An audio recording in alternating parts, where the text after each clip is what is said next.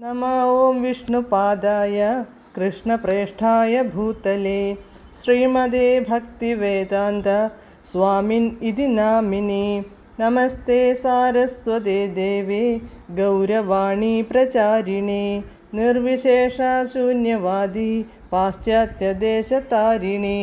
जय श्रीकृष्ण चैतन्य प्रभु नित्यानन्द श्री अद्वैत गदाधर श्रीवासादि गौरभक्तवृन्द। हरे कृष्ण कृष्ण कृष्ण हरे हरे, हरे राम राम राम हरे हरे। हरे कृष्ण कृष्ण कृष्ण हरे हरे, हरे राम राम राम हरे हरे। हरे कृष्ण कृष्ण कृष्ण हरे हरे, हरे राम राम ഹരേ ഹരേ.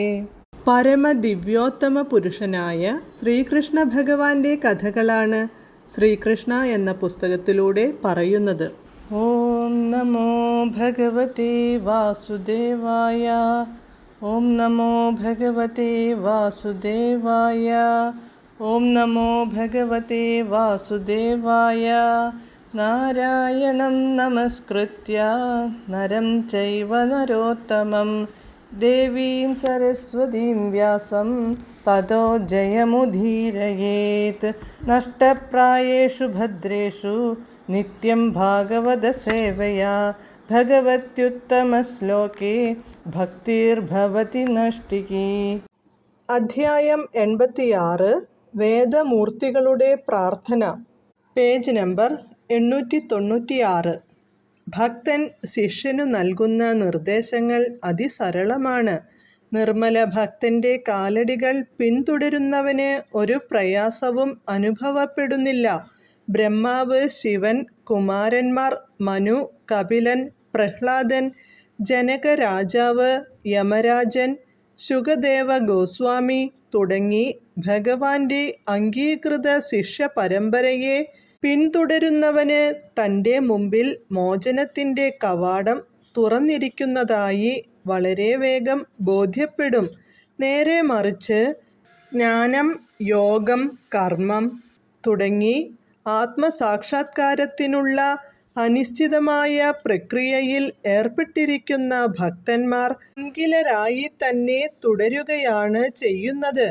ഇത്തരം പങ്കിലരായ വ്യക്തികൾ ആത്മസാക്ഷാത്കാരത്തിൽ അവർ വളരെയേറെ മുന്നോട്ട് പോയിരിക്കുന്നു എന്നു തോന്നുമെങ്കിലും അവരവരെ പോലും മോചിപ്പിക്കാനാവില്ല. അവരെ പിന്തുടരുന്നവരുടെ കാര്യം പിന്നെ പറയുകയേ വേണ്ടല്ലോ. ചങ്ങലയ്ക്കിട്ട മൃഗങ്ങളോടാണ് ഇത്തരം ഭക്തിശൂന്യരെ ഉപമിക്കാറ്. കാരണം ഒരു നിശ്ചിത വിശ്വാസത്തിൻ്റെ ഔപചാരികതകളുടെ അധികാര പരിധിക്കപ്പുറം പോകാൻ അവർക്കു കഴിവില്ല. ഭഗവത്ഗീതയിൽ ഇവരെ വേദവാദന്മാരെന്ന് അപലപിച്ചിട്ടുണ്ട്.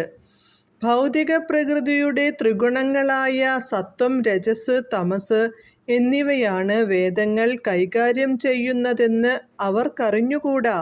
വേദങ്ങളിൽ നിർദ്ദേശിച്ചിരിക്കുന്ന കർമ്മങ്ങളുടെ അധികാര പരിധിക്കപ്പുറത്ത് ഭക്തിയുത സേവനം അഥവാ കൃഷ്ണാവബോധം കൈക്കൊള്ളണമെന്ന് ഭഗവാൻ കൃഷ്ണൻ അർജുനനെ ഉപദേശിച്ചു.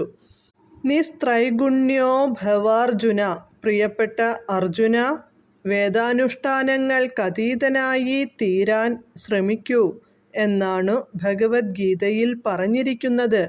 വൈദികമായ അനുഷ്ഠാന കർമ്മങ്ങൾക്കപ്പുറമുള്ള ആ അതീന്ദ്രിയ നില ഭക്തിയുത സേവനമാണ്.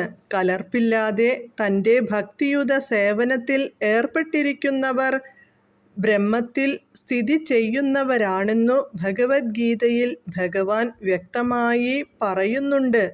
യഥാർത്ഥമായ ബ്രഹ്മസാക്ഷാത്കാരം എന്നു പറയുന്നത് കൃഷ്ണാവബോധവും ഭക്തിയുത സേവനവുമാണ്. അതിനാൽ ഭക്തന്മാർ യഥാർത്ഥ ബ്രഹ്മചാരികളാണ്. കാരണം അവരുടെ പ്രവർത്തനങ്ങൾ എപ്പോഴും ഭക്തിയുത സേവനത്തിലാണ്, കൃഷ്ണാവബോധത്തിലാണ്. ഈശ്വരനെ സ്നേഹിക്കുന്നത് എങ്ങനെയെന്നു മനസ്സിലാക്കാനും അതുവഴി മതപരമായ അനുശാസനങ്ങളുടെ ഔപചാരികതകളെയും സൂത്രവാക്യങ്ങളെയും അതിലംഘിക്കാനും വേണ്ടി തികഞ്ഞ പ്രാമാണികതയോടെ എല്ലാത്തരം മതവാദികളോടും ഈ പ്രസ്ഥാനത്തിൽ ചേരാൻ സർവശ്രേഷ്ഠമായ രീതിയിൽ നടത്തുന്ന ഒരാഹ്വാനമാണ് കൃഷ്ണാവബോധ പ്രസ്ഥാനം. പഴഞ്ചൻ മതതത്ത്വങ്ങളുടെ അധികാരപരിധിയെ ഉല്ലംഘിക്കാൻ കഴിയാത്തവരെ യജമാനൻ ചങ്ങലക്കിട്ടിരിക്കുന്ന മൃഗത്തോടാണ് ഉപമിക്കേണ്ടത്. ദൈവത്തെ അറിയുകയും ഭഗവദ്ധാമത്തോട് ഒരുവനിൽ സുപ്തമായി കിടക്കുന്ന പ്രേമം വളർത്തിയെടുക്കുകയും ചെയ്യുകയാണ് എല്ലാ മതങ്ങളുടെയും ലക്ഷ്യം.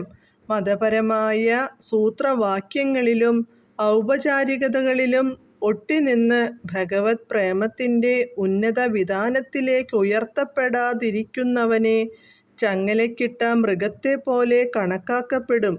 മറ്റൊരു തരത്തിൽ പറഞ്ഞാൽ ഐഹിക ജീവിതത്തിൻ്റെ മാലിന്യങ്ങളിൽ നിന്നു മുക്തി നേടാൻ അവൻ അർഹനല്ല. ഹരേ കൃഷ്ണ.